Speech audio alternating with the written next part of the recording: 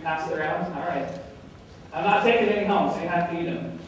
Put your eggs in as many baskets as possible. Really simple syndication. Who knows what that is? Who will tell us? Yeah. Yeah, tell us all what it means. It's something you can sign up for.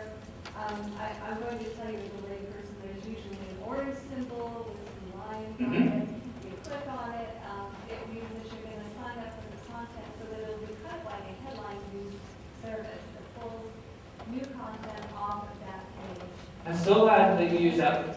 Can you hear what she said? She used the word pull, okay? The old model is push. We're pushing all this information to you. It's important to us. It should be to you. You guys pay attention. Push. The new model is pull. The individual, and if I have my mobile phone with me, I'll show you. Communication is going to the mobile phone. It's all about the mobile phone, okay? And it's pulling information. It's getting your key audience, whoever they are, donors, voters, community members, clients, prospective clients, okay? It's getting those people engaged with you so they want to pull information from you. Treat you as a media outlet and pull your information. I tell people that really simple syndication is like tuning your television to a specific channel. Okay? It's like getting your news from CNN or Fox News or whatever. That's one of the social media tools. What I'm going to do now is present the tools and then talk through a few examples of each one. And by the way, feel free to ask questions. I'm happy to answer questions, even though I'm kind of rambling and excited about this, but it's cool. And I'm trying to keep you awake too. All right, blogging and microblogging. What's the difference between those two? Blogging, microblogging. Anybody? Anyone? Who can give me examples? Yeah. Well, like blogging would be like Blogspot or something, but microblogging would be like Twitter. Perfect. Instead of microblogging, because you only have so many words or something. Yeah. So a blog, you can have a blog post that's 200-300 words, 1,000 words. Microblogging is really based on that is mobile messaging platform, SMS text messaging platform. So it's limited to 140 characters.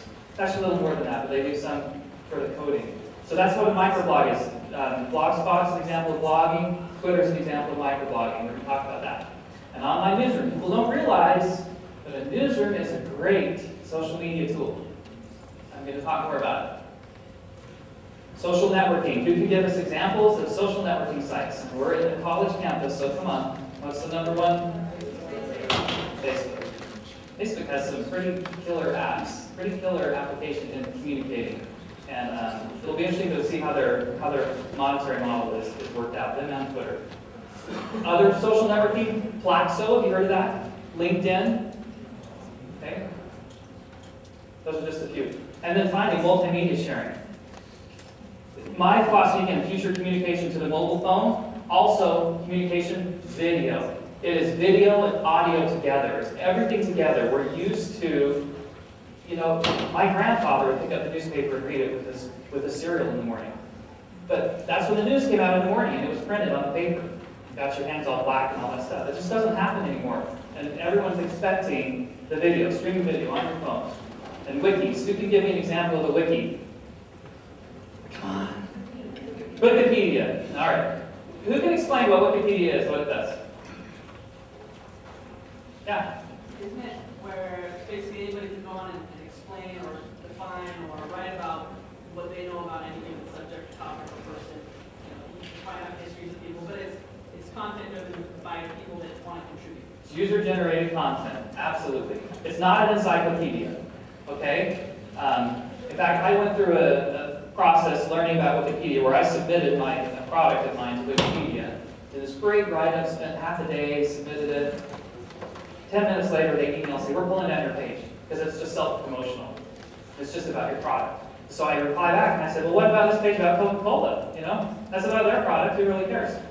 And so this exchange went on for a little bit, and it's totally subjective. It's what the Wikipedia editors believe should be on Wikipedia, okay? You can go in there and you can make changes. In fact, there's a whole site set up to let you track the changes that are made on the Wikipedia page. Which I'm not remembering the name off the top of my head, but it's on my blog. So, wikis are cool, and they can be good tools for nonprofits, and I'll give you an example of that. So RSS feeds. NewsGator is an RSS reader. I highly recommend it. It's totally free.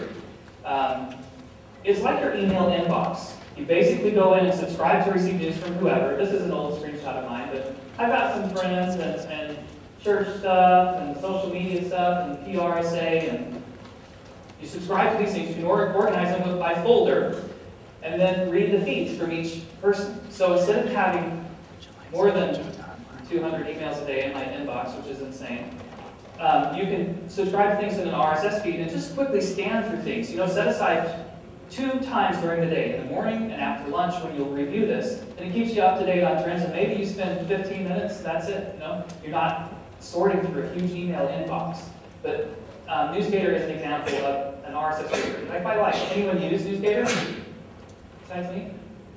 All right. This one might be easier. Google RSS reader. It's iGoogle. And you create your page based on your Gmail account, and you subscribe to what pieces of information you want on your Google homepage. So you create your own personal homepage. You see where this is going? It's that Gutenberg press, and you own the press, and you decide what shows up on this page and which sources you want to get information from. In a way, it can be kind of scary, like was mentioned earlier today. Fill your mind with ideas, and varying ideas. You know, if you're conservative, talk to a liberal.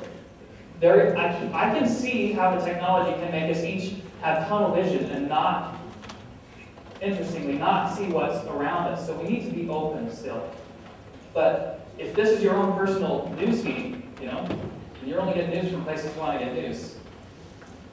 Who's familiar with FeedBurner? This is a tool that, is the basket empty? Yeah. Awesome, you guys are on. Good. My kids would hate you, but I think.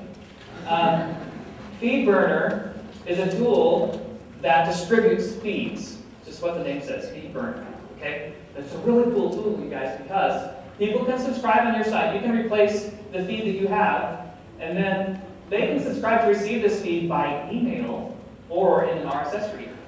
So, yes, it's 2009, and I'm going to call email old school. But people who are used to email, they want it that way, they can still get it that way and not transition over to the RSS reader.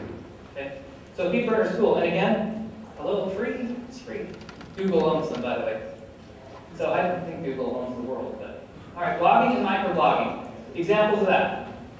A corporate blog or a nonprofit blog, a family blog, personal blog. And then microblogging example, Twitter. There's another microblog service called Yammer. You know what Yammer does? If you work at Nike.com, you sign up for Yammer, you're automatically connected and friends with everyone with the email that ends with Nike.com. So think of it from a corporate HR perspective. You could set up a Yammer account, which I think now they're charging for actually.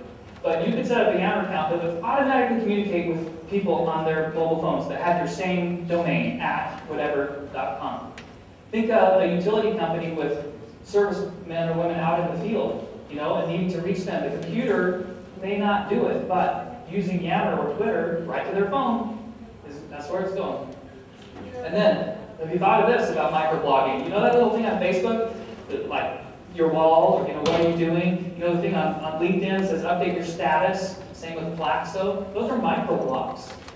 It's an opportunity for you to just, in a short amount of text, either direct people to a website or a press release or an event page, or see what I'm saying?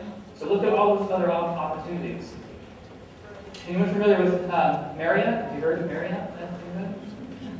Right, pretty big company. Bill Marriott loves to blog. This is an old screenshot.